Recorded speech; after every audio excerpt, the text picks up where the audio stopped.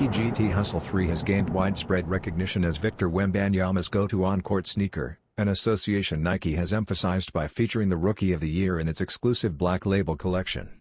Still, the silhouette has its share of support among other NBA bigs, including former Defensive Players of the Year Rudy Gobert, Draymond Green, and Jaren Jackson Jr.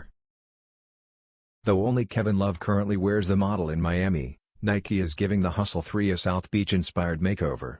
The new Big Air edition features a vibrant teal-to-pink gradient, reminiscent of the city's Vice aesthetic, highlighting the swoosh, midsole, and sole.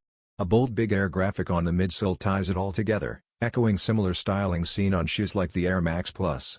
The rest of the sneaker is balanced by steely gray tones and breathable engineered mesh.